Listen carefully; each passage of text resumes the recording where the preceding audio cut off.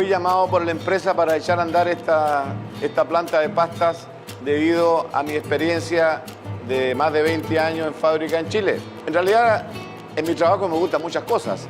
Primero que nada, ver que sacamos un producto de calidad y que a la gente le gusta. Pero también me gusta el desarrollar productos nuevos. Me ha tocado, por suerte, desarrollar varios productos nuevos y que han tenido éxito. Y eso de tener éxito en las ventas, da posibilidad de trabajo a gente nueva. Eso me llena de satisfacción. La empresa me aportó la posibilidad de poder desarrollar toda mi capacidad técnica y profesional que aprendí en empresas grandes de Chile. Para el país que invierta en capacitación, pero en el área industrial. Aquí hay mucha gente que tiene deseo de aprender, sean capacitados, pero con la honestidad de querer servir bien al país y a la empresa que están trabajando.